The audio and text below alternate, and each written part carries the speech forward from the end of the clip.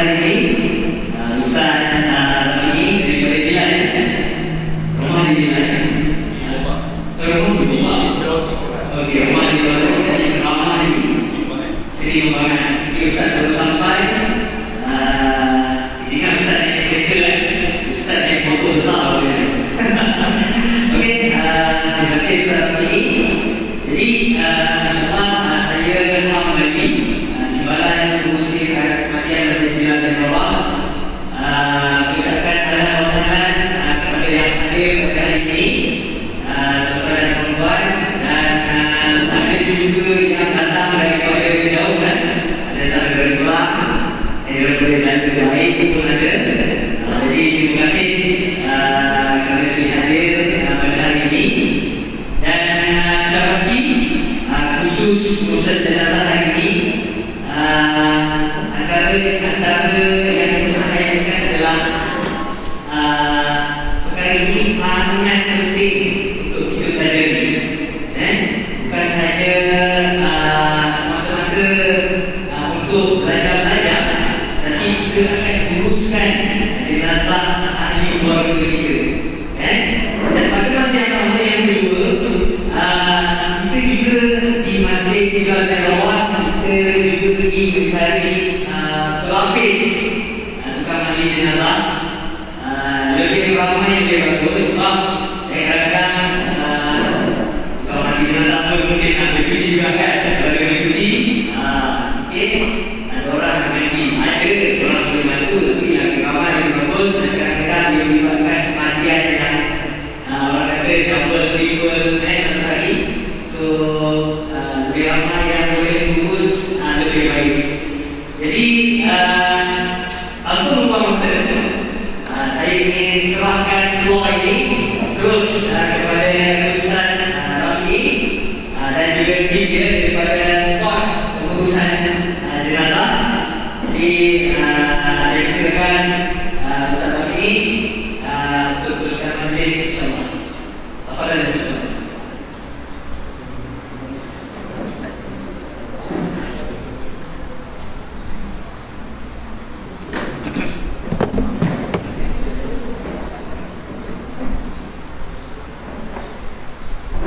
Mic kan?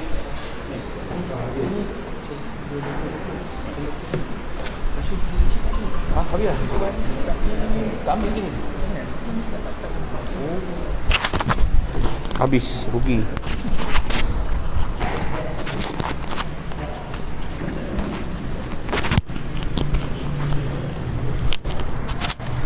Boleh? Belum dah?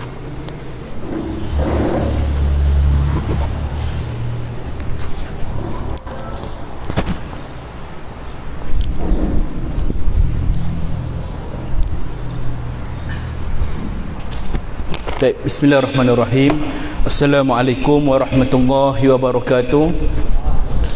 Alhamdulillah rabbil alamin, wassalatu wassalamu ala asyrafil anbiya'i wal mursalin wa ala alihi wa sahbihi ajma'in. Ashhadu an la ilaha illallah wahdahu la syarikalah wa ashhadu anna Muhammadan abduhu wa rasuluh. Allahumma salli ala Muhammad wa ala ali Muhammad. Rabbi shrah li sadri wa yassirni amri wahlul min lisani yafqahu qawli, amma ba'du. Terima kasih pada saudara pengurusi majlis yang saya hormati, Tuan Imam Ustaz Isa, Fadil, sahabat saya Ustaz Zaki, bahagian pengurusan dan jawatankuasa masjid, pegawai-pegawai masjid, barisan jawatankuasa dan sekretariat SPJM, muslimin muslimat, para jemaah peserta kursus pengurusan jenazah anjuran Masjid Bilal bin Rabah, Taman Koperasi Polis Fasa 1. Apa khabar semua? Alhamdulillah sihat? Alhamdulillah, Masya Allah. Banyak sangat wayar gantung kan? Boleh ya macam ni? Tak nampak pelik Okey. Jadi saya berdirilah sebab belakang tak nampak kan.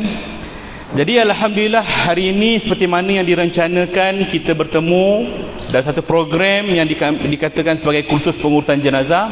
Saya mohon maaf kerana kelewatan, kerana tadi saya habis kuliah di Seri Kembangan. Kemudian biasalah tak boleh balik terus, ajak minum dulu kan.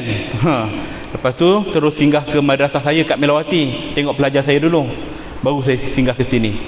Dan alhamdulillah kita boleh teruskan program kita sehinggalah tengah hari ini. InsyaAllah kita cuba manfaatkan masa yang ada ni sebaik mungkin. Jadi tuan-tuan, puan-puan, ibu-ibu, ayah-ayah yang saya kasih sekalian, saya tidaklah dikatakan orang yang pakar dalam bidang ni, tapi saya hanya berkongsi pengalaman saya yang sedikit. Ya, saya dalam pengurusan jenazah baru dalam 18 tahun, dan bahagian-bahagian pengurusan jenazah ni terlibat dalam pengurusan jenazah semua jenis mayat, sama ada mayat biasa, mayat reput, HIV, AIDS, mayat kemalangan, mangsa lemas, kebakaran, runtuhan, tsunami, dan juga mayat hancur kerana jatuh pesawat dan sebagainya. Itu di antara pengalaman saya lah dalam mengenalikan beberapa kes. Dan kami SPJM bukan sahaja menguruskan dan mengaturkan pengurusan jenazah di dalam negara, bahkan di luar negara juga, termasuklah jenazah bukan Islam, Muslim dan juga bukan Muslim. Tak on lagi. Dan insyaAllah dalam atas lagi, orang dalam TV tak dengar. Sini ni nak kena atas lagi. Cukup ke nak masuk dalam? Ni boleh ikut sini. Okey, boleh ya. InsyaAllah InsyaAllah dalam program ini saya akan terangkan juga satu perkara yang mungkin tuan-tuan dan puan-puan belum terdedah lagi, iaitu dalam proses pengawitan mayat. Apa sebab kita kena belajar, apa sebab kita kena tahu. Nanti saya akan terangkan insyaAllah dalam tempoh yang singkat ini. Dalam masa 9 hingga 12 ataupun pukul 1 ni, saya akan manfaatkan tuan-tuan semua masa tuan-tuan dengan dua perkara besar, iaitu teori dan juga praktikal. Dalam bab teori, kita akan terangkan 4 perkara. Sebenarnya kami patut bekalkan tuan-tuan buku kecil. Ada yang dah dapat kan buku kecil? Semua tak dapat? Nampak macam ada orang pegang tadi? Buku kecil. Tapi sayangnya buku tu dah habis stok. Tak apalah, insyaAllah kalau dapat nanti mungkin boleh dapat PDF. Ada dalam 18 muka surat je. 4 perkara dalam bab teori kita akan bincangkan. Yang pertama, bagaimana berhadapan dengan orang yang sedang nazak. Kita nak tahu dulu, daripada mula-mula sebelum meninggal tengah nazak, apa nak buat? Takkan menangis je, mestilah kena buat sesuatu untuk bantu dia. Yang kedua, kita akan terangkan bagaimana berhadapan dengan orang yang baru meninggal dunia. Baru meninggal, nak buat apa? Takkan terus dukung masuk bilik air mandi. Tidak. Dia mesti ada cara dia, teknik dia, kaedah dia. Yang ketiga, saya akan terangkan dari sudut dokumentasi. Macam mana dapatkan surat kubur, surat permit kubur, apa benda surat kubur, permit kubur tu apa, surat daftar kematian tu apa. Sebenarnya benda tu sama je, tapi nama je yang berbeza. Ya, kita akan terangkan macam mana kaedah supaya perjalanan tu smooth je, lancar saja. Tak perlulah kita tertunggu-tunggu. Tak ada orang datang pun, dah 3 jam dah meninggal ni, 4 jam dah meninggal ni. Ni kerana kita kurang faham ataupun tak tahu apakah kaedah yang boleh menyegerakan urusan ni. Tak payah tunggu lama-lama kalau kematian di rumah lah. Dan yang keempat, kita akan terangkan dari sudut peralatan yang biasa kita gunakan dalam menguruskan jenazah, baik yang wajib, yang sunat ataupun yang adat kita saja. Kadang-kadang orang keliru, tak ada kapal barus, tak bolehlah mandi mayat, kapal barus dah habis, kena tunggu beli dulu. Nanti kita terangkan benda tu wajib ke tidak. Itu dalam bab teori. Dalam bab praktikal, kita akan terangkan 4 perkara juga. 4 perkara ini berkaitan dengan rukun jenazah. Yang pertama, mandi jenazah. Dalam bab mandi ini kita akan buat praktikal mandi. Cuma bezanya tuan-tuan, kalau kita tuan-tuan pernah hadir kursus jenazah di tempat lain, anjuran tempat lain, biasanya mereka akan mandikan orang tu betul-betul guna air kan. Tapi teknik yang saya akan tunjukkan selepas ini ialah praktikal tanpa menggunakan air, hanya simulasi saja. Sebab penggunaan air ini banyak musibah dia. Saya sebut 2 je musibah dia. Ada musibah dia. Pertama, kalau kita praktikal mandi jenazah nanti guna air, tuan-tuan akan banyak main air. Saya dah lebih kurang 10 tahun dah buat kursus. Memang itulah yang saya nampak. Bukan budak sekolah je, orang tua lagi suka. Pasal apa suka main air? Pasal yang jadi model kawan dia. Hingga dia nak balas dendam. Mesti ini curang sini. Ini tak jadi objek kita banyak main nanti. Nanti semua kumpul kat sini, yang belakang tak nampak. Benda tak tak dapat objektif. Musibah yang kedua, kalau kita guna air buat praktikal nanti, ni yang jadi model nanti. Mesti balik nanti demam panas. Demam panas bukan sebab bagi mayat, tapi sebab menggigil kesejukan yang melampau. Bila nak habis ni, sebab banyak soal jawab. Time mandilah tuan-tuan akan banyak soal. Ustaz, kenapa guna air ni? Kenapa banyak ni? Kenapa ni? Lagi banyak soal, lagi menggigil kawan tu. Bila nak sudah ni. Jadi tak payah guna air. Kita hanya buat simulasi je. Macam mana nak pusingkan mayat, macam mana nak keluarkan najis dia, macam mana nak melipatkan mayat ke apa-apa ke, kita akan buat simulasi saja. Dalam bab yang kedua, praktikal kafan, kita akan terangkan dari sudut simulasi juga, tapi kaedah kafan yang sebenar. Ya. 4 kaedah saya akan terangkan. Kaedah basic, asas, kaedah jenazah yang berbadan besar. Badan besar macam mana nak buat? Nak gulung macam mamia ke? Kain tak cukup bina 60. Apa kaedah dia? Yang ketiga, kaedah jenazah yang reput ataupun HIV ataupun AIDS, penyakit berjangkit. Apa kaedah dia? Kafan dia. Dan yang keempat, kaedah yang sesuai untuk jenazah lelaki dan perempuan. Maknanya nanti tuan-tuan belajar nanti, saya tunjuk kaedah yang sesuai untuk lelaki dan perempuan. Sebab apa? Memang mana-mana kursus saya pergi Mata Rata sampai ke Sabah ke apa, kadang-kadang saya pergi seorang je. Saya tak bawa tim muslimat. Orang kata, mana tim muslimat? Tak ada muslimat ke? Kadang-kadang kita nak bawa jalan jauh, susah. Orang ada keluarga, orang perempuan susah nak berjalan. Jadi teknik ini sesuai tuan-tuan. Tuan-tuan tengok, oh mudah saja buat baju dia, mudah saja buat telekong dia. Sesuai lelaki dan perempuan. Guna kain 10 meter je, tak payah banyak-banyak. Kadang-kadang 15 meter lah, 18 meter lah, tak cukup-cukup kain. Sebab teknik dia tu tak betul. Jadi kita tunjukkan cara yang mudah faham.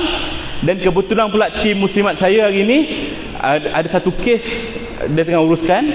Satu lagi yang biasa dengan kami, dia sedang syarat nak bersalin. Jadi biasalah orang perempuan banyak isu dia kan. Jadi kita hanya tunjukkan praktikal, insya-Allah ibu-ibu nanti pun akan try juga macam mana kaedah dia. Senang faham insya-Allah. Ya. Dan cuma masalah dalam bab praktikal kafan nanti ialah siapa nak jadi modelnya. Kan? Ada Oh, jangan guna kuasa veto. Tu kan. Yang jadi model nanti insya-Allah, saya kata saya tak jamin, tapi insya-Allah panjang umur dia. Kan? Sebab 5 tahun lepas ada satu orang tu dia jadi model. Sampai hari ini hidup lagi. Siapa dia? Saya sendiri tuan-tuan. Testimoni berkesan. Tapi kalau lepas ni meninggal tak jadi lah kan? Jadi insya-Allah siapa jadi model, apa dia dapat? Satunya pengalaman yang tak dapat dirasai oleh orang hidup. Kita semua akan dikafankan. Tapi bila kita dah mati nanti, kita dah kafan, nak cerita kat siapa? Cerita kat orang sebelah. Orang sebelah pun kena kafan juga. Jadi tak ada feel. Kita hidup, kita dah kena kafan, kita boleh rasa betapa sempitnya kain tu, panasnya, takutnya kita dalam tu. Boleh buat profile picture kan? Selfie. Itu antara kelebihan lah siapa jadi model. InsyaAllah tuan-tuan ambillah peluang ni ya. Jangan takut. Tak ada apa-apa, tak ada badi mayat, tak ada apa pun ya. Dalam bab kafan. Praktikal yang ketiga, kita akan sentuh tentang solat jenazah. Solat jenazah semua dah tahu dah. Berapa rakaat solat jenazah? Baiklah tuan AJK kita support 4 takbir. Kalau ada yang confident 2 rakaat. Malu masih Bilal kan. 4 takbir ya, tak ada rukuk, tak ada sujud ya. 4 takbir semua orang tahu. Cuma saya akan selitkan sedikit tentang pelaksanaan solat jenazah gaib. Macam mana solat jenazah gaib? Siapa yang gaib? Kita gaib ke mayat gaib? Kita akan terangkan apakah kaedah dia, sampai waktu bila boleh solat jenazah gaib, time bila boleh mula. Ini kaedah dia, nanti kita terangkan. Kaedah yang keempat, praktikal yang keempat, saya akan terangkan bagaimana cara pengebumian jenazah. Tak payahlah tuan-tuan pergi gali tanah kat sini, tak payah. Itu kerja orang kubur. Dah ada penggali dia dah upah dah. Memang dah siap dah. Kerja kita ialah macam mana situasi kita dekat tanah kubur. Sebab yang selalu jadi masalah dekat tanah kubur ialah yang turun 1 orang, 1 mayat. Yang menyambut dalam liang 3 orang. Tapi yang bagi arahan dekat atas 30 orang. Semua nak bercakap kan. Tu tali tu tanah tu, gumpal-gumpal batu tu, buka muka, buka tali. Semua nak bercakap. Serabut 3 orang kat bawah ni. Mana satu nak dengar ni? Jadi kita terangkan apakah flow dia, kaedah yang lebih sesuai, yang lebih lancar insya-Allah. Dalam bab teori dan praktikal ni dia akan berjalan serentak. Mungkin kita akan rehat sebentar dalam bab di antara teori dan praktikal nanti. Dan sekiranya tuan-tuan dan puan-puan ada persoalan, silakan angkat tangan saja, santai saja kita. Tapi pastikan biarlah kena dengan topik. Ini cerita bab mandi dah, cerita pasal nak tanya pasal kebumi dah. Biarlah ikut flow dia, ya. Bab mandi cerita pasal mandi je. Kapan tanya soalan, angkat tangan. Kalau ibu-ibu segan nak tanya, tulis atas kertas, lipat kemas-kemas, pas kat orang depan, tolong bagi kat saya. Jangan buat kapal terbang, susah. Ya. Baik, insya-Allah tuan-tuan ya. Baik, sekarang ni kita buat live juga. Ini Facebook punya masjid masjid punya Facebook. Masjid Bilal bin Rabah punya Facebook. Dalam masa sama ini IG dengan Facebook SPJM. Tuan-tuan boleh tengok rakaman ni balik nanti. Skuad pengurusan Jalan Malaysia, Instagram dan juga Facebook ada. Dan juga Masjid Bilal bin Rabah. Like lah semua Facebook, Instagram ni. Daripada tengok like Facebook benda yang tak betul, baik tengok benda-benda macam ni kan. Baik, bismillahirrahmanirrahim. Kaedah teori kita yang pertama, bagaimana berhadapan dengan orang yang sedang nazak. Tuan-tuan, orang yang nazak macam mana keadaan dia? Macam mana keadaan orang nazak? Soalan. Macam mana? Orang nazak biasa macam mana? Tentulah terbaring. Tak pernah lagi orang nazak berdiri. Ada? Tak ada tuan-tuan. Terbaring. Jadi bila dia sedang baring, kita nampak mata dia macam ke atas, pandang. Dia mula meracau-racau, cakap benda-benda bukan-bukan. Kaki dia rasa macam berat, sejuk. Cuba rasa kaki kawan sebelah. Sejuk tak? Bukan sebab nak meninggal, sebab sejuknya masjid ni. Rasa tengok dalam keadaan dada dia turun naik. Ketika itu Nabi SAW ajarkan kepada kita untuk lakinu mautakum la ilaha illallah. Talkinkan kalimah la ilaha illallah di sisi orang yang hampir meninggal dunia. Ajar ada kalimah la ilaha illallah. Itu saja Nabi suruh. Tapi kita ni banyak pengaruh drama. Tengok cerita tanah kubur, tengok cerita sinetron. Asal nak meninggal aja. Mengucap panjang. Kalau cerita Indon nak mengucap panjang, bapa ikut saya pak, asyhadu an la ilaha illallah. Yang heran ni tengah nazak pun ikut, asyhadu an la ilaha illallah wa asyhadu anna muhammadur rasulullah. Betul kan? Wa asyhadu anna muhammadun rasulullah. Aku bersaksi tiada Tuhan selain Allah. Ini semua pembongak tuan-tuan. Mana ada orang nak meninggal mengucap panjang siap dengan makna. Tapi berlakon boleh kan? Berlakon ikut arahan pengarah dia, produsernya. Kalau pengarah kata cut, bangun balik mayat tu. Kenapa tuan? Kurang feeling, buat sekali lagi. Mati balik, bangun balik, mati balik 30 kali pun tak heran. Pasal berlakon. Ya. Hakikatnya nak sebut kalimah Allah pun bukan perkara yang mudah. Ketika dalam keadaan nazak, kita ajar kalimah ringkas saja, la ilaha illallah. Jangan terlalu berlagu-lagu sangat. Ikut saya bang, la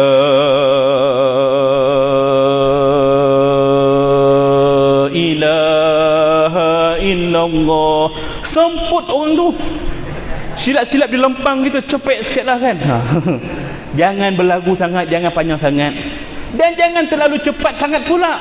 Ramai-ramai kumpul, aku zikri fa'lam annahu la ilaha illallah. Ramai-ramai buat tahlil pula. Pun tak boleh. Ringkas, la ilaha illallah. Bisik dekat telinga kanan ataupun telinga kiri, mana-mana pun tak apa. Afdalnya kanan lah. La ilaha illallah. Biar diikut. La ilaha illallah. Kita bisikkan pada dia sehinggalah dia mengucapkan kalimah tu, la ilaha illallah. Sekali kita dengar daripada mulut dia kalimah itu, cukup. Tak payah kita paksa dia banyak kali. Teruskan bang, lagi bang, lagi. Tak payah. Sekali pun dah cukup dah. Ya. Dengan syarat tidak ada percakapan lain sesudah itu. Dia dah sebut la ilaha illallah, kita berkata, nak air bang? Nak, kata dia. Tak boleh, kena repeat sekali lagi. Sebab Nabi SAW sabda, man akhiru kalamuhu la ilaha illallah dakhalal jannah. Barang siapa di akhir kalamnya dia sebut kalimah la ilaha illallah, masuklah dia ke dalam syurga Allah Subhanahu wa taala. Jadi kita pastikan dia sebut la ilaha illallah sebagai kalimah terakhir dia. Kalau ada ucapan sudah itu, sebut cepat la ilaha illallah sekali lagi. La ilaha illallah. Ya, itu kaedah dia. Timbul persoalan, ustaz, macam mana pula kalau orang tu pekak? Pekak macam mana? Dah lah pekak, bisu pula tu. Macam mana nak bagi syarat? Takkan kita nak sebut la ilaha illallah bersilat-silat depan dia.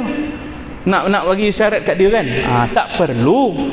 Kita buat saja kemampuan kita. Kita bisik kat dia la ilaha illallah. Ini sunnah pada kita. Adapun terpulang pada Allah sama ada dia dapat sebut ataupun tidak. Yusabbitullahu allazina amanu biqaulis sabit fil hayatid dunya wa fil akhirah. Allah dia teguhkan ucapan orang beriman di dunia dan di akhirat.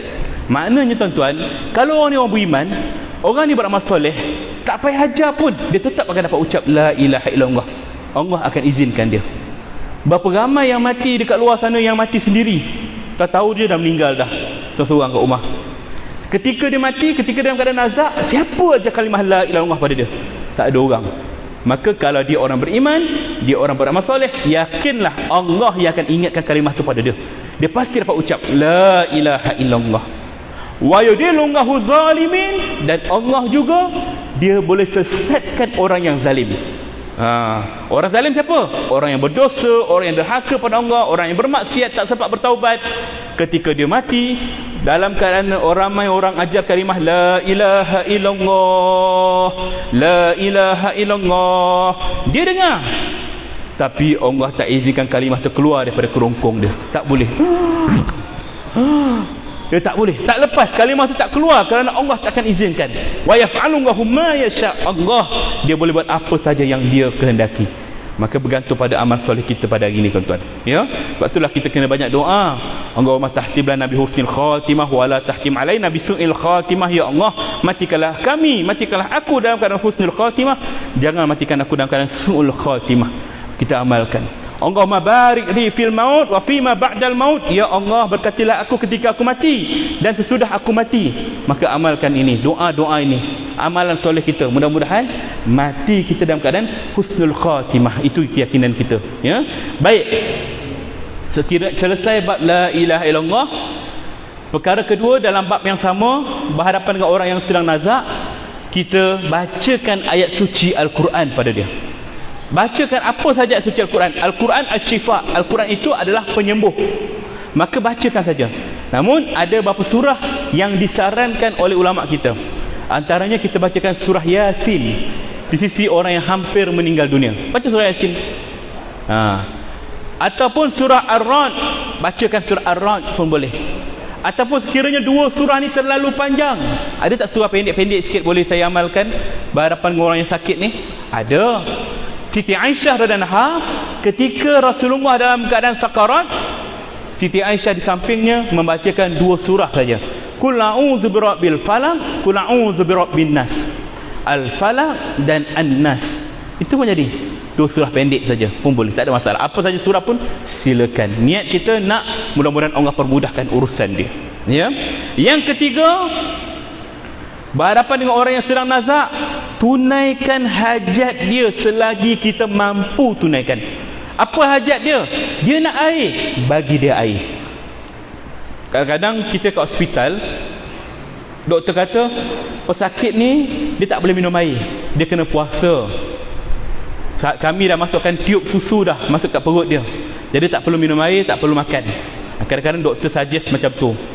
Jadi dalam keadaan dia sedar dia minta air, bibir dia dah merekah, kering tekak, dia nak air sikit pun jadilah nak air. Kita yang ada kat sisi dia kata, tak boleh mak, doktor dah pesan dah, tak boleh minum air, mak dah makan dah susu kat situ, cukup lah. Tapi dia nak air. Tuan-tuan tak ada kat tempat dia, memang tak dapat merasai apa keperitan dia, haus yang dahsyat. Lalu apa kita nak buat? Memang doktor tak bagi kita bagi dia minum air.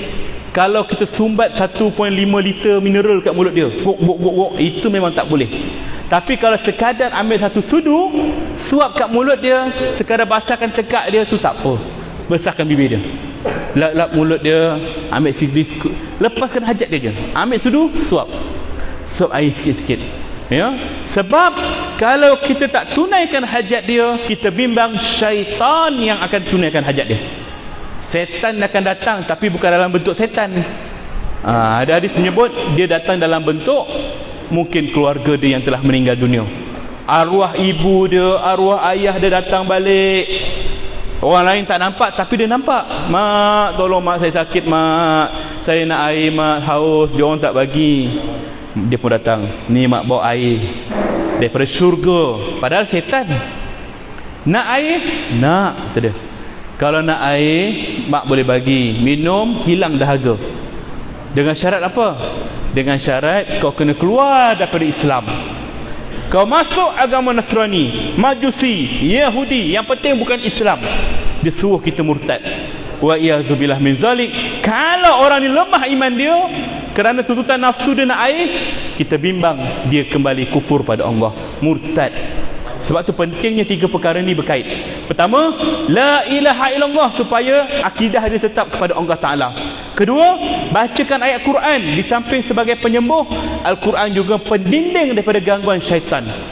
Yang ketiga, kita tunaikan hajat dia, kerana bimbang kalau tak tunaikan, syaitan akan tunaikan hajat dia. 3 perkara ini saling berkait, tuan-tuan. Maka perkara ini pegang, tuan-tuan, baik-baik untuk berhadapan dengan orang yang sedang nazak. Kerana kita semua pasti akan melalui detik ini pada keluarga kita juga, ya. Wallahu alam. Selesai bab yang pertama. Ada soalan? Tak ada. Mudah nak ajar karya Masjid Bilal ni, kan? Baik, masih. Yang kedua, bagaimana berhadapan dengan orang yang baru meninggal dunia? Baru meninggal, nak buat apa ni? Tuan-tuan, apabila kita menerima berita kematian, maka apakah ucapan yang perlu kita ucap? Apa dia? Inna lillah wa inna ilaihi raji'un. Kalimah istirja', kalimah musibah. Wa basyirus sabirin allazina idza sabatkum musibatun qalu inna lillah wa inna ilaihi raji'un. Berilah kabar gembira pada orang-orang yang bersabar, bila mana timpakan ujian musibah kepadanya, mereka berkata inna lillah wa inna ilaihi raji'un. Sesungguhnya kita semua datang daripada Allah, pada Allah jugalah kita semua akan dikembalikan. Innalillah kepada semua musibah, bukan pada kematian. Bahkan kesakitan, kehilangan, kebakaran, apa saja masalah, itulah kalimah dia, innalillah wa inna ilaihi raji'un. Namun trend masyarakat hari ni, bila terima kematian, telefon innalillah wa inna ilaihi raji'un, kita boleh sebut. Cakap dah depan innalillah raji'un boleh sebut.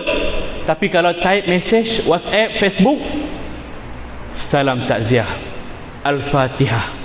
Al-Fatihah. Lagi dahsyat sekarang ni, Al-Fatihah dalam kurungan dibaca. Dia suruh orang baca pula. Salah ke ustaz baca Al-Fatihah? Tak salah. Siapa kata salah? Bacalah. Pahala pada kita, insya-Allah pahala pada si mati juga. Tu niat kita nak bagi pada dia, tak ada masalah, silakan. Cuma kenapa kita terima berita kematian dengan kalimah Al-Fatihah? Tak payah tulis Al-Fatihah, tulislah innalillah wa inna ilaihi raji'un juga. Tulis, kita syiar, tu syiar Islam. Terima kematian innalillah wa inna ilaihi raji'un. Sebut, ya. Tulis, baik dari sudut lisan ataupun tulisan, innalillah wa inna ilaihi raji'un, dapat pahala. Ustaz, saya ni daripada kecil memang dah dididik oleh mak saya, kalau terima berita kematian sebut Al-Fatihah. Kalau ada lah orang macam tu, tak apa, silakan teruskan, saya tak alang pun. Cuma saya minta tambah depan tu sikit je. Sebut dulu innalillah wa inna ilaihi raji'un. Lepas tu kau nak sebut Al-Fatihah ke Al-Baqarah ke Al-Insan ke, terpulang. Innalillah wa inna ilaihi raji'un, Al-Kahfi dibaca. Bacalah. Jangan main tulis saja. Yang penting kita buat dulu, ya. Betulkan yang biasa, biasakan yang betul, ya. Baik. Innalillah ini juga bukan hanya pada orang Islam saja, non muslim Jiran kita Mutusami Ahcong meninggal dunia pun kita terima dengan innalillah wa inna ilaihi rajiun. Bukannya rip semua nak komen rip. RIP. Apa maksud dia? Rest in peace. Rehatlah kau dengan tenang. Keyakinan kita kepada orang yang mati tanpa Islam, dia takkan tenang. Maka kenapa kita nak doakan dia? Tak boleh ke Ustaz? Itu ucapan dia. Tak boleh. Sebab itu adalah budaya orang kafir. Kita orang Islam ada budaya kita. Innalillahi wa inna ilaihi rajiun. RIP mereka punya cara. Habis kalau orang bukan Islam meninggal, tu tamu meninggal. Yang sampai hari ni orang kita tak boleh balik daripada Thailand tu. Entah mana pergi tak selesaikan kes tu. Rip semua sok doa rip. Mana boleh? Tak boleh. Sebab innalillahi wa inna ilaihi rajiun. Itu kalimah dia. Ya. Tak boleh sebut rest in peace. Berdosa dua sebab. Pertama, lain daripada ajaran Nabi, tak boleh. Kedua, kita doakan dia pun tak boleh. Perkara ini pernah berlaku di zaman Rasulullah. Ketika Abu Talib, ayah saudara kepada Nabi, dalam keadaan sakaratul maut. Abu Talib dalam keadaan nazak, Nabi ada. Nabi kata pada dia, wahai pakcik, ucaplah la ilaha illallah. Kalau pakcik ucap la ilaha illallah, saya akan jamin tempat pakcik kat syurga nanti. Di sisi yang lain ada Abu Jahal. Abu Jahal kata, wahai Abu Talib, jangan kau sebut kalimah tu. Muhammad tu penipu, kau kena kekal dengan agama nenek moyang kita, kata Abu Jahal. Ketika itulah Abu Talib pun berkata, wahai Muhammad, anak saudaraku yang aku sayang, yang aku kasih, aku kekal dengan agama nenek moyang kita. Maknanya dia tak masuk Islam. Matilah Abu Talib dalam keadaan kufur. Rasulullah sedih, kecewa, frus kerana ini pakcik dia. Lah siapa dia buat? Dia kata, pakcik, aku akan doakan kepada Allah supaya ampunkan dosa-dosamu. Dia kata begitu. Aku akan doa pada Allah supaya ampunkan dosa-dosamu.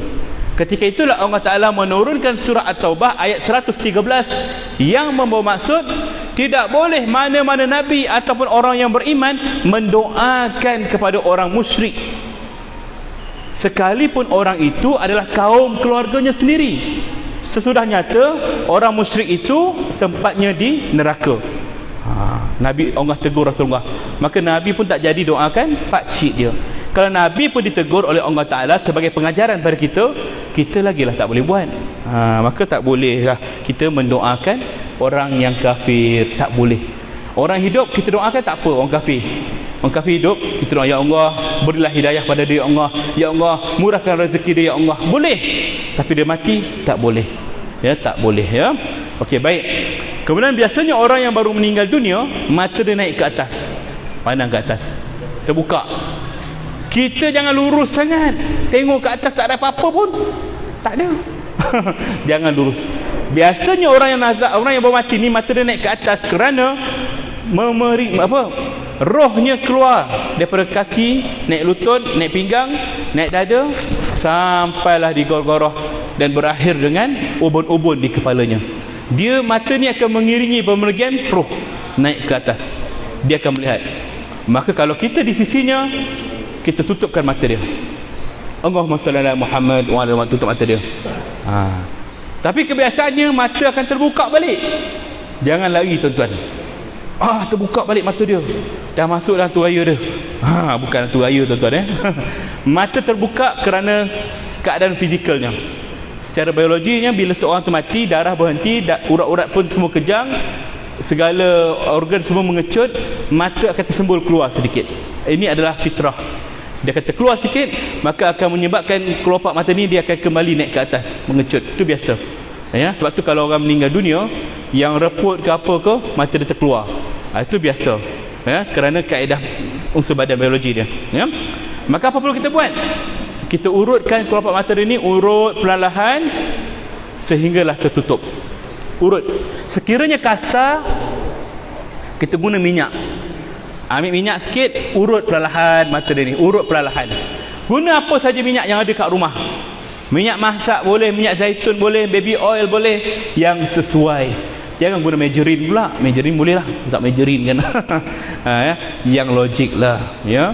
Kalau guna minyak masak, jangan guna minyak ikan. Yang dah goreng ikan gelap tu kan. Boleh lah ni, jimat sikit. Celuk sini. Datang kucing jilat pasal bau ikan. Yang belum guna sikit je letak pelan urup dalam lahat dia. Sehingga dah tutup. Sekiranya terbuka lagi, guna kaedah yang kedua. Letakkan satu benda yang sederhana berat. Contohnya batu. Cari batu-batu kerikil kat tepi jalan, ketuk-ketuk kan. Oh, ni batu bersih ni. Basuh, bersihkan. Pastikan ini batu betul. Takut keliru taik kambing. Lembik ni taik kambing. Sudah kan. Bersihkan, letak kat kelopak mata dia. Beratkan. Itu kaedah ya. Dan kalau tak jumpa batu, jangan sekali-kali guna bata. Bata pun boleh lah. Kini apa tak kan. Jangan tuan-tuan ya. Kecil saja, jangan besar sangat. Kecil. Tak jumpa batu, raba dalam poket. Raba. Jumpalah duit shilling 50 sen yang besar tu. Ambil duit tu, letak ke atas kelopak mata dia. Ini kaedah. Walaupun setengah orang kata, mana boleh. Ini kaedah budaya bukan Islam.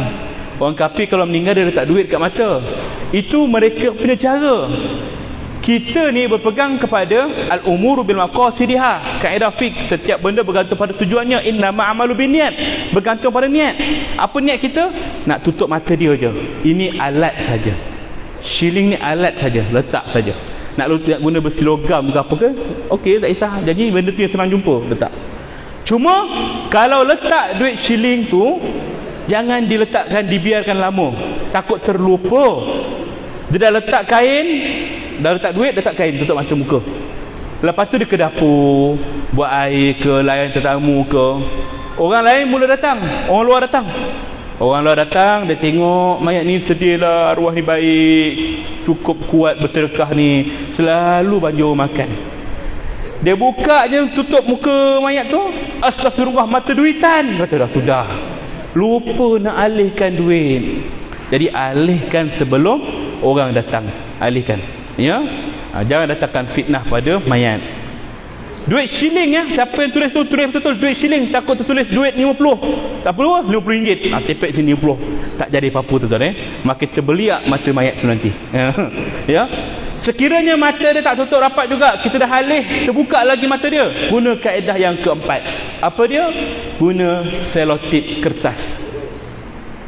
Selotip kertas yang gamnya tak kuat. Koyak sikit. Daripada kelopak mata tarik ke bawah. Ini kaedah di hospital kita selalu buat. Cuma kaedah ni saya katakan kaedah terakhir, kerana biasanya bila kita nak cabut balik, dia akan tersiat dengan kulit mayat. Sebab gam dia tu, kulit mayat dah reput, dia akan mudah tertanggal. Jadi ini kaedah terakhir. Kalau tak boleh sangat, itulah kaedah dia ya. Ingat selotip kertas. Takut nanti tulis double tape. Double tape memang tak jadi apa tuan-tuan. Jangan siksa mayat ya. Ataupun guna gam, jangan. Saya tuan-tuan kalau pernah tengok jenazah bukan Islam, Cina meninggal, dia letak dalam keranda kasket tu, kan ada cermin, kita ngintai lah saja ngintai. Tengok mayat tu tuan-tuan, tersenyum. Senyum mayat ni, mati husnul khotimah ni kan. Terfikir tuan-tuan, tersenyum, elok bersih je mayat ni kan. Kita berfikir macam mana Cina ni boleh tersenyum Dia meninggal kafir, tapi macam mana boleh tersenyum. Sampailah satu hari tuan-tuan, saya ditakdirkan dapatlah menuntut satu ilmu yang orang lain tak dapat lagi, iaitulah satu bidang embalming and undertaker. Saya ambil di Filipina, diploma Science in Embalming and Undertaker, sains pengawetan dan pengurusan mayat. Sebab tu orang panggil saya undertaker, Ustaz Undertaker. Saya tak main wrestling tuan-tuan. Tapi buat benda ni. Ni senjata saya. Ni baru saya nak buka topik pasal ni ya. Apa kaedah dia? Setiap mayat bukan Islam, selain daripada dibakar, sebelum proses pembakaran, sekiranya kenapa rosak? Rosak. Makin banyak wayar tergantung. Dah macam kat hospital. Ada lagi bang? Ada ruang lagi. Baik. Ketika mana orang Islam, orang bukan Islam, dia meninggal, mayat tu dia tak simpan terus, tak bakar terus. Kadang-kadang dah 3 hari, dah seminggu, baru dia akan bawa ke tempat pembakaran ataupun pengebumian. Jadi secara logiknya dalam 3 hari seminggu ni mayat akan mula mereput. Jadi untuk mengelakkan mayat reput, mereka perlu embam mayat tu, awet mayat tu. Awet tu bagi segar. Macam mana kaedah dia? Dia ada 2 kaedah. Kaedah pertama, injection. 5 liter formalin, cecair formalin kimia, dimasukkan dalam badan mayat dengan kaedah cucuk. Dia cucuk tang sini, cucuk tang sini, cucuk tang sini, cucuk tang sini, tang sini, tang sini, tang sini, semua badan dia cucuk. Sehinggalah mayat itu ditahanlah dalam tempoh 2-3 hari. Maksimum 3 hari lah, biasanya 2 hari yang masih segar. Kaedah yang kedua, separuh apa dia? Badan mayat akan dibuang segala cecair dalam badan dia. Badan kita ada 70% cecair, termasuk darah. Maka kaedah dia nak keluarkan darah ialah cari urat-urat yang besar, iaitu vein. Urat vein dia ada 3 poin. Satu di sini, ataupun di bawah lengan, atau di kat celah atas hari-hari, ataupun kat peha. Biasa yang famous ke atas hari-hari ni. Dicungkil urat vein untuk keluarkan darah. Dan satu dalam masa sama, di laluan yang sama juga ada satu urat lagi, arteri. Arteri pun dikeluarkan untuk masukkan satu tube, yang mana tube inilah yang akan menyambungkan dengan 12 liter formalin, dimasukkan ke dalam badan mayat. Darah keluar, ubat masuk. Darah keluar, masuk, serentak berlaku. Dan proses ini memakan masa dalam 1 hingga 2 jam. Nak betul-betul solid benda tu, ya. Baik, saya tunjuk. Dalam keadaan dia nak menunggu ubat tu masuk, badan mayat akan mula keras. Dia akan mula macam tanah liat, lepas tu dia akan keras. Waktu tu lah kita boleh lenturkan badan mayat. Nak kiam ke, nak buat macam-macam cara pun buatlah kan. Sampailah ubat tu dah masuk ke bahagian kepala. Ketika itulah saya diajar untuk bentukkan senyuman mayat. Buat macam ni, kata dia. 5 minit, lepaskan. Tersenyum mayat tu, tuan-tuan. Barulah saya tahu punca Cina tu senyum. Ingatkan husnul khatimah, rupanya ubat tadi tu kan. Itu kaedah embalming. Dia macam tanah liat, guna dia keras. Kita boleh buat macam-macam bentuk, nak bagi tersengih ke, nak buat losong pipit sikit ke, boleh tuan-tuan, ya. Dah habis proses tu, tak selesai lagi. Kemudian dia akan ambilkan satu alat, troka nama dia. Dia ada 2 saiz, kecil besar. Biasanya yang besar ni lah. Troka ni di hujungnya tuan-tuan tajam. Di kelilingnya tu ada lubang. Di hujung ni ada satu lubang lagi untuk sambungan tube, pipe, untuk sedut darah yang ada dalam badan keluar. Macam mana kaedah dia? Bila darah semua dah buang, ubat semua dah masuk, settle, kita akan tebuk satu lubang kat perut mayat, atas perut, atas pusat ni. Tebuk, kemudian kita akan masukkan yang hujung ni ke dalam perut dia. Zoom. Untuk menghancurkan segala organ dalam badan ni. Semua dihancurkan. Jantung, hati, limpa, usus, perut, kuning kencing, buah pinggang, apa saja, semuanya dihancur. Dia akan sedut ikut luar-luar ni. Sedut, buang keluar, buang keluar, buang keluar, sehingga habis dalam badan. Macam mana nak tahu habis? Kita akan dengar bunyi macam tuan-tuan minum teh ais dalam cawan. Air dah habis, tinggal air saja, krok, kita sedutkan. Macam itulah kaedah dia. Kita dengar, oh dah habis dah. Jangan trauma pula minum teh ais apa ni kan. Tuan-tuan, siapa yang boleh buat benda ni? Undertaker saja, yang hati kering dia boleh buat. Macam bunuh mayat berkali-kali. Ini kaedah dia tuan-tuan. Hancur badan, hancur perut, badan semua. Memang jasad tu di luarnya nampak cantik, bersih, sehat, tapi dalam dia dah hancur, hancur-hancurnya. Sebab apa? Bila dia nak simpan, organ dalaman inilah punca perebutan mayat cepat. Dan orang Islam memang tak lalui benda ni. Cuma orang Islam yang nak bawa balik jenazah keluar negara. Ini kaedah yang terpakai. Kita mujur, dalam Malaysia kita tak ada kewajipan lagi buat benda ni. Dalam penerbangan Asia, Indonesia, Bangladesh, tak payah pakai ni, injection je. Orang Indo dan Bangla nak balik, kita inject je. Tapi kalau orang Malaysia yang meninggal luar negara, mana-mana negara wajib dia ada undang-undang dia, mesti embam. Walaupun jiran kita Singapura dekat je, tapi nak lalu kapal terbang, ini kaedah dia pakai, tuan-tuan. Jadi sebab tu Nabi pesan, mana meninggal situ ke bumi, tak payah bawa balik. Saya belajar ni kerana dua perkara. Pertama, nak bagi pendedahan pada masyarakat bahawa kita meninggal mana-mana pun ke bumi lah situ, tak payah bawa balik. Tengok tak Tok Guru Harundin meninggal kat mana? Amerika sana, California. Dia pesan awal-awal dah, kalau aku mati sana, ke bumi sana, tak payah bawa balik. Orang alim dia tahu apa kesan dia.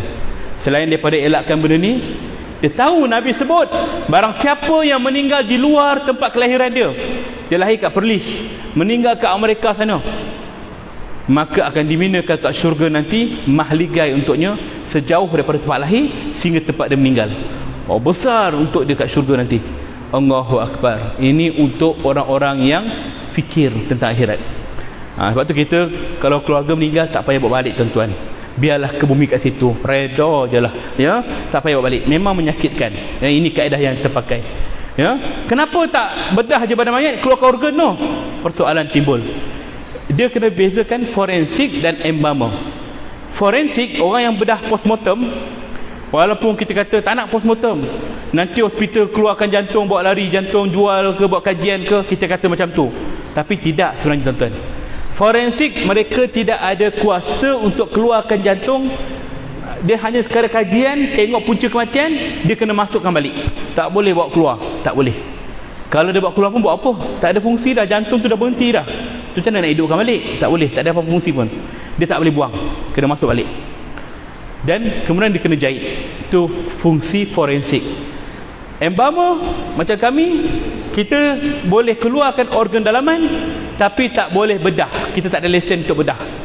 Kita tak boleh potong badan mayat, nak keluarkan jantung ke apa, tak boleh. Jadi apa kaedah kita? Tebuklah satu lubang. Itu sahaja yang bolehkan. Kecuali kalau kita deal awal-awal dengan forensik. Itu betul forensik, tuan, nanti organ-organ dalam ni, jantung ke limpa semua letak dalam plastik, letak dalam badan mayat, jahit. Bila dia dah jahit, kita boleh buka balik, keluarkan, kita jahitlah balik. Itu kaedah dia. Macam tuan-tuan beli ayam kat Giant, kadang-kadang ada yang hati api semua dia tak plastik kan, letak dalam perut ayam balik kan. Jangan terbayang-bayang nanti, ya. Itulah kaedah dia, tuan-tuan, ya. Maka cara selamat tak payah bawa balik lah, mana meninggal situ ke bumi. Itu lebih afdal dan lebih terbaik, ya. Baik, tuan-tuan, yang saya cerita tadi ialah kaedah embalmer, pengawetan mayat. Di hujung program nanti ada rezeki, insya-Allah, tuan-tuan. Lepas siaran live ni dah berhenti, saya akan tunjukkan video macam mana saya buat praktikal benda ni, ya, supaya kita belajar proses pembelajaran, insya-Allah, ya. Baik, kembali kepada tajuk kita, perbincangan kita tadi. Bila seorang tu meninggal dunia, setelah mata dia kita dah cuba tutup tapi terbuka lagi, dah guna macam-macam kaedah, terbuka lagi, ambil kapas, letakkan kat mata dia, cukup, tak payah buat apa-apa dah, settle, ya. Itu memang bahagian dia.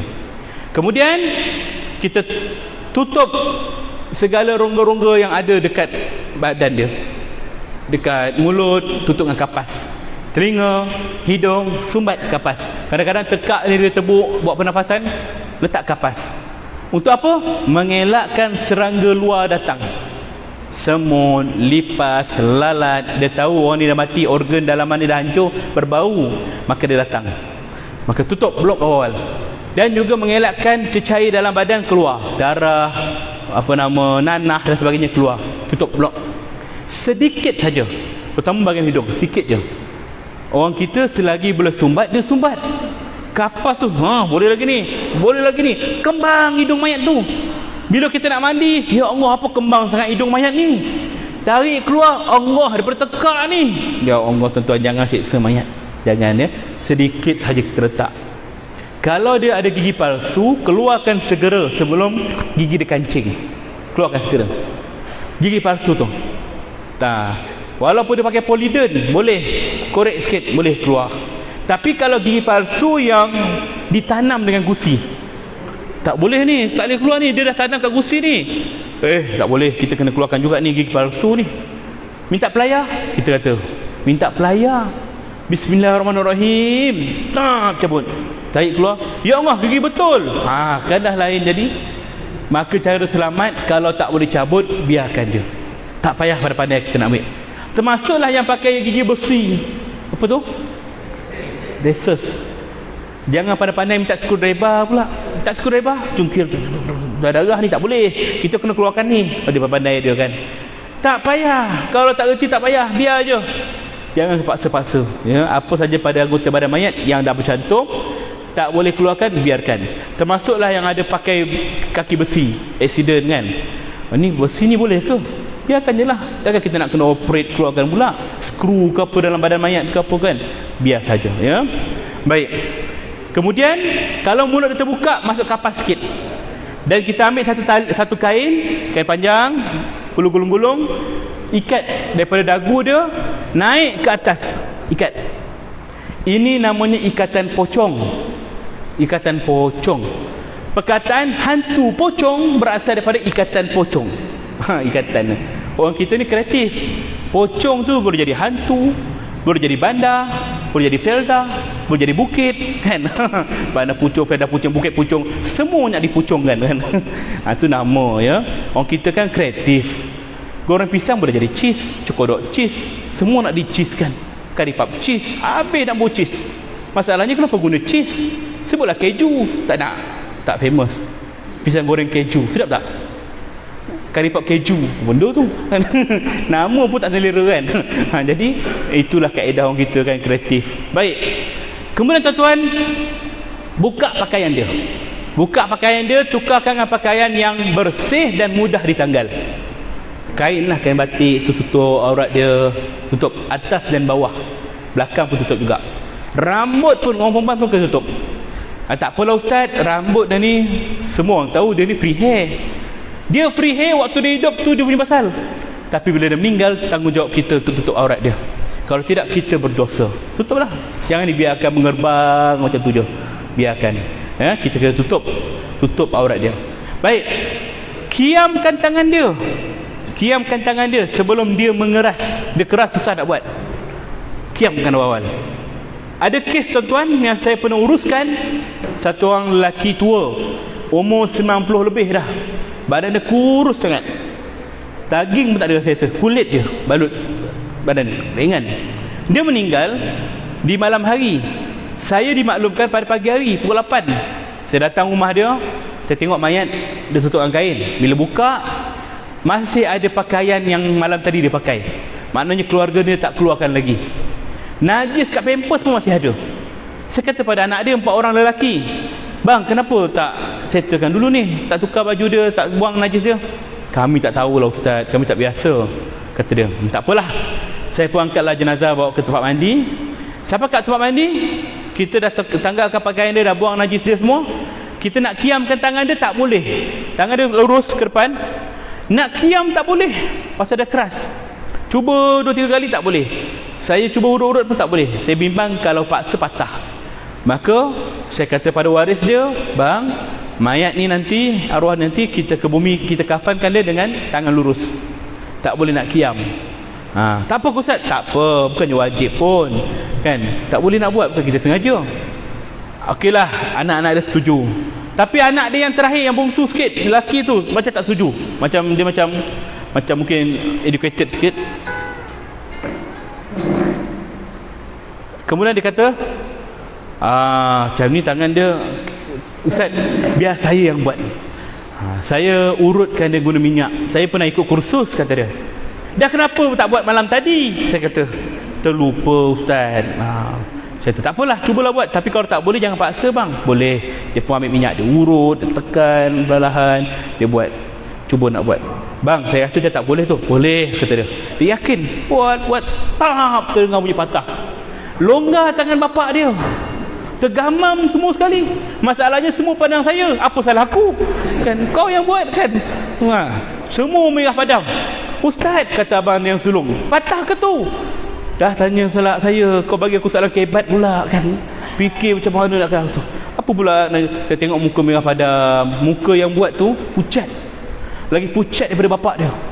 Menggigil. Tak kerti kata apa. Ustaz, patah ke tu? Tanya abang tu sekali lagi. Siapa apa nak jawab ni, segala kaedah fiqh, usul fiqh semua dah keluar. Nak jawab tak betul. Saya dapat idea. Tingan. Sabar bang, tak patah. Habis bunyi tadi tu patah tu apa dia? Dia kata saya, abang, kadang-kadang kita ni lengoh. Kita letakkan otot kita. Prap. Tu punya otot. Prap.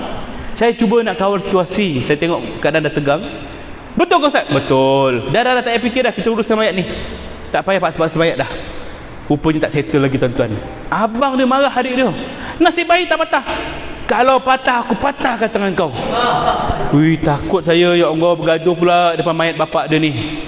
Dalam hati kecil saya berkata, nasib baik aku tipu. Memang patah pun. Allah. Sampai ke hari ni dia tak tahu cerita sebenar tuan-tuan. Jangan buka rahsia. Tapi kalau dia tengok live tak tahulah kan. Harap tidaklah ya. Baik. Jadi nak katakan bahawa kalau mayat tu tak boleh dibentuk, jangan paksa. Ada mayat yang saya jumpa macam ni. Dah malam tadi tengok EPL ke apa tak tahu kan, meninggal sini. Tak boleh buat turun. Macam mana Ustaz tak boleh buat turun? Dah try. Dia punya sini dah blok, tak boleh buat turun. Macam mana? Mandi lah macam biasa. Kita mandi, kapan kan. Macam ni lah kain kapan dia. Orang datang mulut cabul pula. Apa kombang kepala tu? Bukan kepala tu, tangan kan. Kita nak cakap macam tu kan. Jadi nak macam mana? Tu keadaan dia. Ada mayat ni macam ni, ada mayat macam ni, ada juga macam ni. Tak ada lagi kan. Tengok Tromin mati macam ni, tak boleh buat turun ni macam ni lah. Nak macam mana? Itu kaedah dia kan. Tak pernah berlaku lagi lah. Tapi ada mayat yang kami jumpa mati terduduk. Terduduk tuan-tuan, bersila. Kawan tu tunjuk kat saya, Ustaz cuba tengok mayat ni. Dia buka kain, duduk. Kenapa tak baringkan dia? Tak boleh Ustaz, kata dia. Dia dah cuba, dah kepak mayat tu, tak boleh. Bakal dia ni dah bongkok dah. Dia dah bongkok, guna tak boleh. Mati duduk, bersila. Kaki dia pun tak boleh nak keluarkan. Macam mana ni Ustaz? Polis kata apa? Polis kata dah keluar surat dah, boleh jalan luruskan. Macam mana? Terpaksalah mandikan dia dalam keadaan bersila, kafankan dia dalam keadaan tu, ke bumi pun dalam keadaan macam tu. Tuan-tuan macam-macam jenis jenazah kita akan jumpa kalau terlibat dalam pengurusan ni ya. Macam-macam ya. Kadang-kadang kaedah terbakar, mayat terbakar pun kadang-kadang macam-macam rupa, kaki bengkok lah apa semua kan. Nak macam mana? Kita tak boleh paksa dia.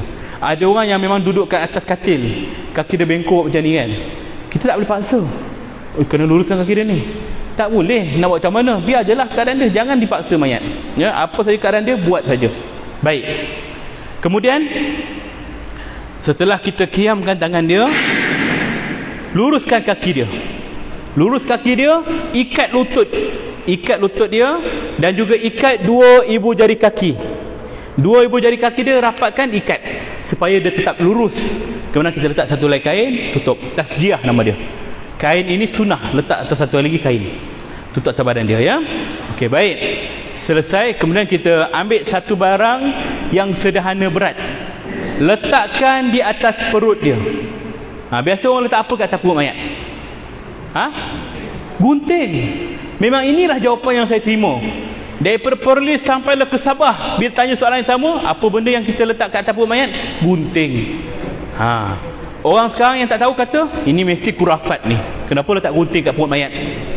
Dia tak tahu kenapa kita letakkan benda tu kat atas perut mayat. Sebab kerana perut mayat dia akan kembung, angin masuk dan dia tak boleh keluar balik. Pakai ni pula ke? Pakai ni sebabnya kalau orang tanya soalan. Okey, baik.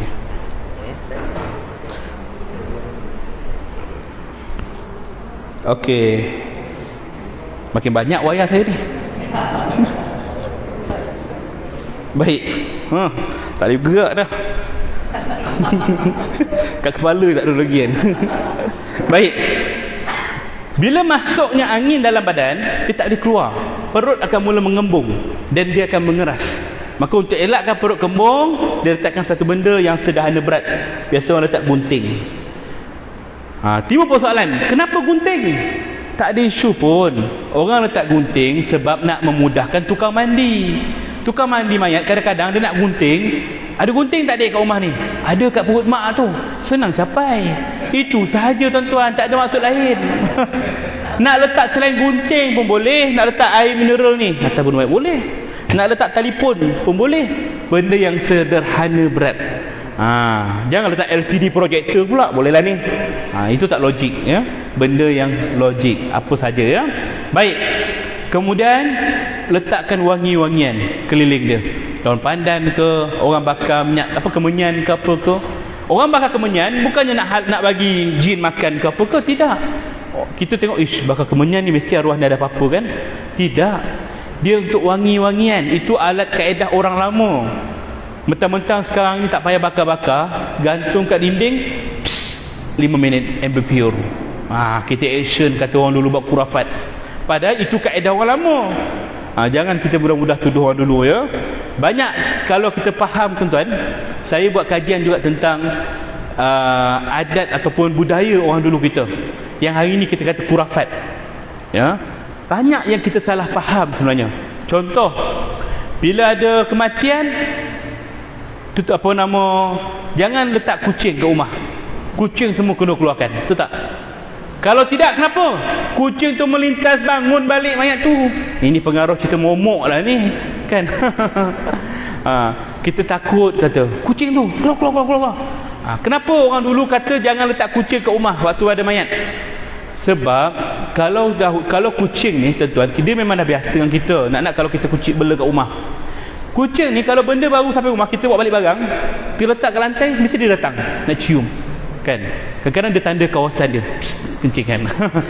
Jadi orang dulu takut kucing ni kotorkan mayat yang dah dimandi kafan ni, maka dia kata letak luar. Tetap bau keluar, bau kais najis dia ke apa, naik atas kena kain kafan kotor, letak kat luar, jangan letak kat dalam. Tapi orang dulu kita macam kita sekarang juga, bukan nak dengar cakap. Apa pula tu? Ini kucing arwah, biar je lah dekat ubah ni. Kita kata macam tu. Jadi untuk mengelakkan benda tu berlaku, maka ditakut-takutkan. Kalau tak keluarkan kucing ni, nanti melangkah dia, bangun mayat ni kang. Nak? Ya ketuk, baru dia kelang kabut keluarkan kucing. Tu kaedah. Orang dulu suka menakut-nakutkan untuk supaya orang ikut cakap dia. Kalau tidak, mana datang? Tutup cermin, tutup TV dengan kain. Betul tak? Orang meninggal tutup cermin, tutup TV, apa saja benda yang bercermin semua tutup. Kenapa? Kerana dulu mereka kata isteri yang baru suami yang baru meninggal, isteri bermula tempoh edah. Tempoh edah mereka tak boleh berhias, tak boleh berwangian, tak boleh bersosial. Tapi orang dulu sama juga macam orang perempuan kita sekarang ni. Tengok cermin macam mana kak?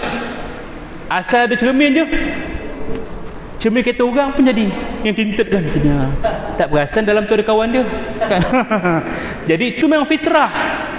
Jadi untuk mengelakkan dulu orang berhias, kata tutup cermin, kita tak ikut. Tak apalah tok, ini orang datang nanti tengok muka kita, malulah kita, kenalah hias sikit. Dia cakap macam tu. Jadi kaedah dia menakutkan.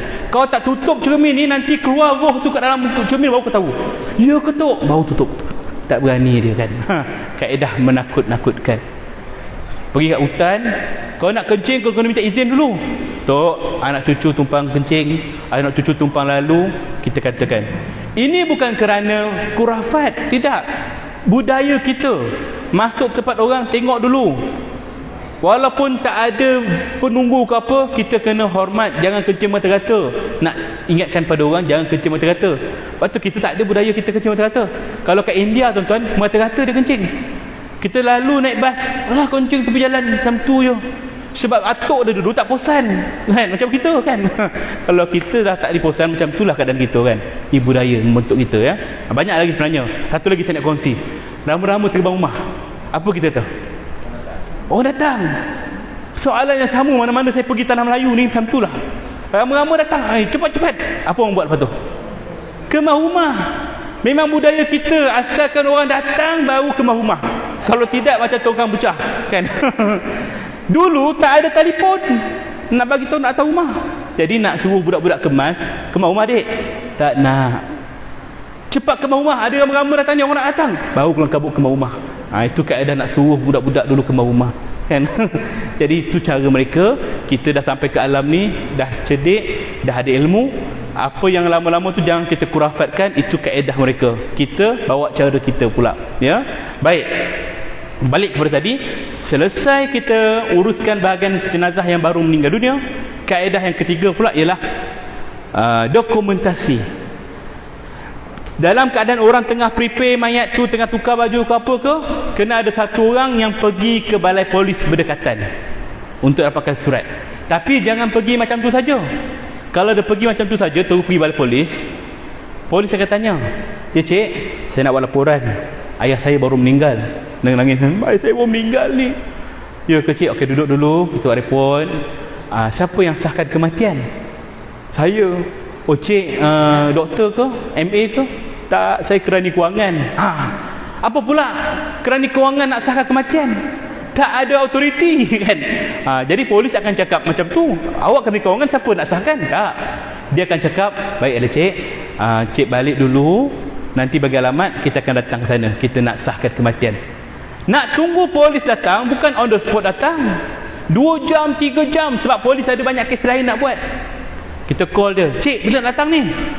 On the way. Padahal balai polis depan tu je. On the way sampai 3 jam tak sampai.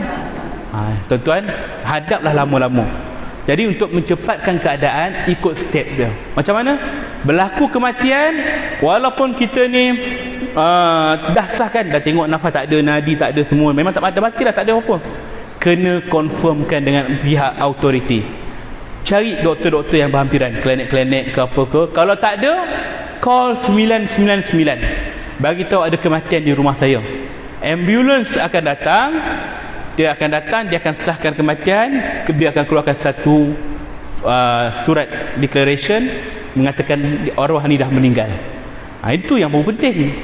Dah dapat surat ni, barulah kita pergi balai polis. Polis akan tanya, siapa yang sahkan kematian? Tadi ada ambulans datang, ni surat dia. Dia tengok, okey betul. Okey cik, minta IC. Jangan lupa bawa IC kita, surat pengesahan kematian, IC kita nak buat report, dan IC si mati, arwah punya IC kena bawa juga.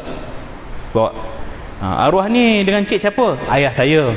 Dia tengok nama, okey betul lah, bin. Contohlah kan, kaedah dia nak kena pasti. Lepas tu, arwah ni sakit apa? Dia kecil manis sikit. Kecil manis saya, ada tak apa-apa surat? Keluarkan, bawa sekali surat-surat perubatan, tunjuk kat dia. Arwah ni memang ada sejarah penyakit. Dia cek, okey memang kronik ni, umur pun dah 70. Jadi polis dah sahkan, dia yakin betul kematian kerana kecil manis. Berdasarkan pemerhatian dia tu, dia keluarkan surat daftar kematian ataupun permit menguburkan mayat. Sama je nama dia, sama je perkara, daftar kematian atau permit kubur, benda yang sama. Dia akan keluarkan. Sama ada keluarkan dalam keadaan 3 salinan. Salinan pertama berwarna putih untuk JPN. Kita kena JPN, kena serahkan, baru JPN akan bagi sijil kematian. Salinan yang kedua berwarna biru, itu untuk salinan penggali kubur. Orang yang jaga kubur kena bagi pada dia. Kat tepi tertulis salinan penjaga kubur. Salinan yang ketiga berwarna kuning. Ini rekod kita simpan. Salinan waris tertulis. Itu kaedah dia. Ataupun di balai polis, dia akan keluarkan satu kertas dia berwarna putih, daftar kematian. Yang ni kita boleh photostat banyak kali, bagi kat JPN, bagi dekat ni. Yang ori kita kena bagi JPN lah. Yang lain-lain kita boleh bagi pada kubur semua. Itu kaedah dia. Sama je surat dia, ya. Baik. Biru untuk kubur, kuning untuk waris. Biasa kita kat sini kuning untuk JPN. JPN. Putih? Putih untuk hospital. JPN bagi kuning. Dekat tepi tu ada tulis. Tepi surat tu ada tulis Jabatan Pendaftaran Negara, surat kubur, surat waris kan.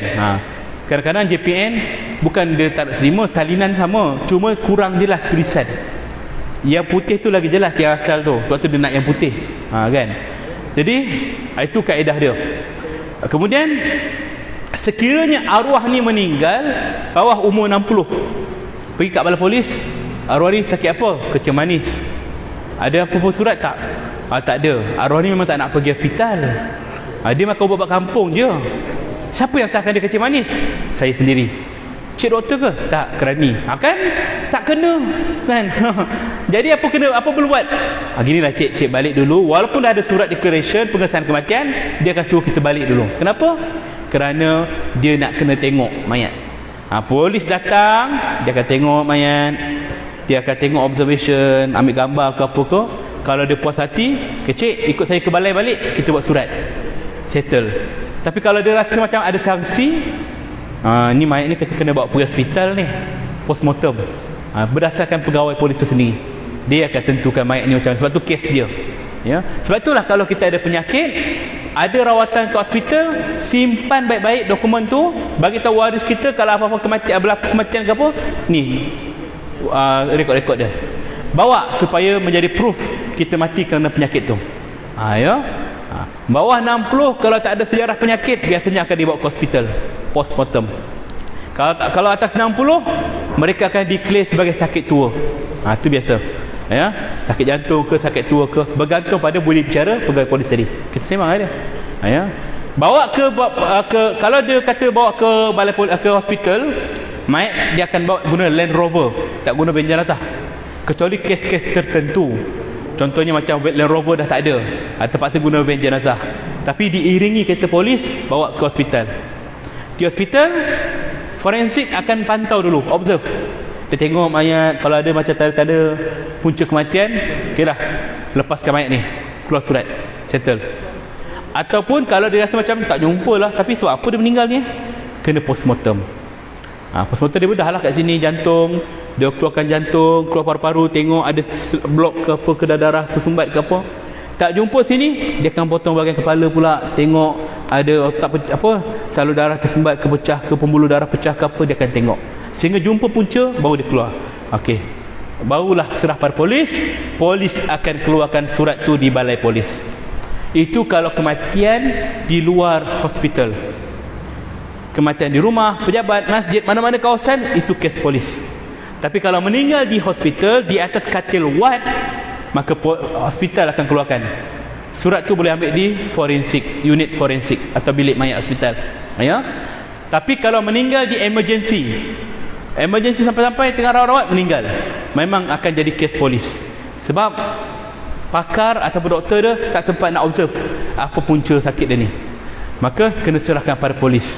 Itu kaedah dia, kena dapatkan surat daripada balai polis juga. Tapi kalau daripada ward, dah 2 hari duduk dalam ward baru meninggal, memang forensik akan keluarkan. Okey, clear ya bab tu. Itu surat kematian, kena buat laporan. Walaupun yang meninggal tu janin gugur kat rumah, kecil je, 4 bulan, kecil janin kan, tak payah buat report lah, kita bersihkan je lah, tanam dalam belakang rumah. Kalau tak jadi isu tak apa. Kalau jadi isu, tiba-tiba orang jumpa ke, ada tiba-tiba ada buat laporan ke, kita boleh di-charge ataupun didakwa di bawah Akta Pendaftaran Kelahiran dan Kematian 1997 pindaan 2016, yang mana kita di-charge menyembunyikan kematian. Boleh kena penjara, tuan-tuan. Maka jangan buat main. Walaupun anggota kaki, tangan sebelah, kena dapatkan surat permit, ya, untuk menguburkan mayat ataupun anggota badan, ya. Kecuali kalau doktor ke hospital kata ni darah je dia, tak ada apa-apa pun, ketul-ketul je, baru 3 bulan dalam perut keluar, ketul je, tak payah apa-apa, tak payah, tak apa, tak ada masalah. Tapi kalau dah nampak jasad dia tu, kena buat report, ya, untuk declare cover diri kita daripada kena dakwa undang-undang, ya. Baik, selesai. Tuan, ada soalan apa-apa? Ada? Tak ada, ya? Baik. Perkara yang keempat, kita akan berhenti 10.30 5 minit lagi, insya-Allah. Peralatan yang biasa kita gunakan untuk menguruskan jenazah, mandi dan kafan lah. Dalam bab mandi, apakah benda yang wajib ada untuk mandikan mayat? Apa benda yang wajib? Air. Tentulah air untuk mandikan. Selain daripada air, apa benda yang wajib ada untuk mandikan mayat? Kain. Lagi? Ada lagi? Apa benda yang wajib ada? Sabun lagi? Apa lagi? Okay, batik. Baik, kalau kita faham pada kehendak soalan, apakah benda yang wajib ada untuk memandikan mayat, maka jawapannya hanyalah air saja. Air saja, air bersih. Adapun bahan-bahan lain, sabun, shampoo, cendana, kawarus, air mawar, apa lagi, bidara, ini semua adalah sunat wangi-wangian. Kalau tak ada, tak jadi masalah, tak berdosa pun, tak batalkan rukun pun, kerana ia adalah sunat wangi-wangian. Kalau ada, lagi baik. Tak ada kawarus, tak ada cenana, tak ada air mawar. Kat rumah kita tentu ada sabun, tentu ada shampoo. Gunakanlah. Boleh nak mandikan mayat guna sabun biasa, guna shampoo, tak ada masalah selagi bersih, selagi halal. Gunakan. Yang penting air. Syaratnya ialah meratakan air ke seluruh badan. Nabi kata mandikanlah jenazah tu dengan 3 kali, 5 kali atau 7 kali. 3 kali tu ialah 3 kali jurus. Lepas tu ratakan air. Ratakan air kat kawasan yang boleh lalu saja. Celah kuku tak payah. Celah kuku pun sibuk kan, kucungkil-cungkil. Sebab itulah kalau kat Malaysia ni tuan-tuan, mandi mayat sampai 1 jam 2 jam, kapan? Lama tuan-tuan. Dekat Arab sana, mereka mandikan mayat 7 minit je. 7 minit settle mandi dan kapan. Macam mana dia buat? Mayat tu dia letak sini, kemudian dia jirus air 3 kali, dia ratakan air semua kat badan mayat, lepas tu jirus kat belakang dia, dah clear semua. Dia ambil kain kapan yang 3 helai yang dah disusun berlapis-lapis, dia gulung-gulung-gulung kat belakang mayat, dia letak. Kena dia baringkan mayat kat sini, ambil kain kat sana, terus kafan. Siap. Next mayat letak. 7 minit satu mayat tuan-tuan. Sebab apa? Kerana mereka kena cepat. Nak-nak kalau musim haji meninggal banyak, takkan nak guna cara macam kita kat Malaysia, satu mayat 1 jam 2 jam, menimbun mayat kat belakang nanti. Ni mayat bila ni? Bulan lepas tak settle lagi. Penang menangguh kan. Jadi dia kena cepat. Kita kat Malaysia ni tak payahlah sampai 7 minit. Buatlah cara biasa. Cuma jangan terlalu lama. 20 hingga 30 minit tu dah cukup dah. Kita mandi pun bukan 15 minit je. Itu dah keadaan mayat. Mandi mana-mandi, angkat dalam, letak takin kafan, settle. Ini kaedah yang kita akan tunjuk nanti. Cara mandi dan kafan yang mudah dan lebih sesuai untuk jenazah lelaki dan perempuan. Yang penting tutup aurat. Baik, peralatan lain nanti saya akan terangkan waktu praktikal. Yang adat tentu ialah perkara-perkara yang biasa kita guna. Nak mandi mayat kena ada gayung, kena ada baldi, kena ada tap tempat mandi tu. Ini adat, perkara yang biasa kita guna. Tak ada pun tak berdosa, tapi keperluan lah nak pakai. Itu cara dia. Baik, dari sudut kafan mayat, apa benda yang wajib ada untuk kafankan mayat? Kain. Selain kain, kapas. Lagi? Apa lagi keperluan? Apakah benda yang wajib ada? Gunting. Yang wajib ada hanyalah kain saja. Yang lain kita panggil sunat. Wangi-wangian, sabun, shampoo macam biasa tadi. Sebut cenana, kabarus, gunting, kapas dan lain-lain, itu adalah adat, perkara yang biasa, keperluan kita. Kalau tak ada, susah juga kita nak gunting kapan, takkan nak gigit kan. Kalau tak ada tak berdosa, tapi susah kat kita lah. Kena faham kat situ bahawa wajib adalah kain, dengan syarat menutup aurat si mati. Tu je, ya, tutup aurat.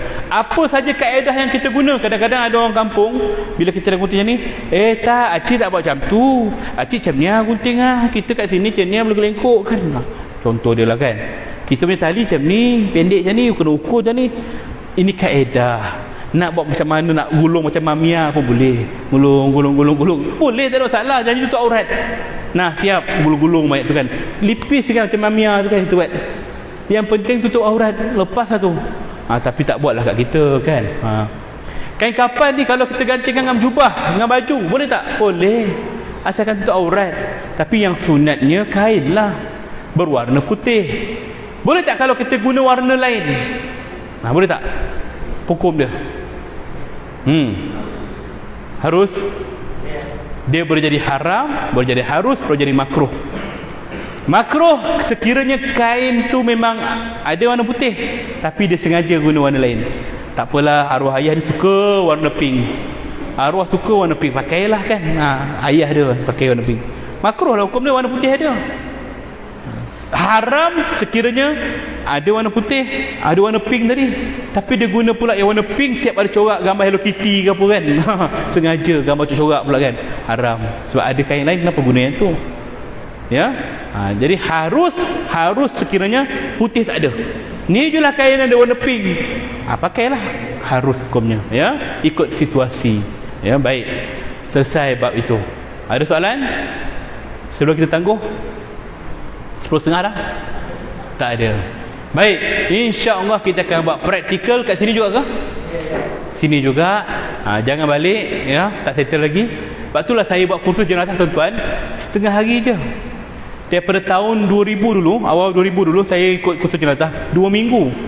Dekat Masjid Negara dulu saya tengok 2 minggu. Seminggu teori, seminggu praktikal. Berbuih mulut kita nak fikir. Allah kan. Macam kursus betul-betul kan. Jadi kaedah tu rasa macam tak relevan sekarang ni. Semua nak instan, semua nak segera. Tak boleh nak lambat.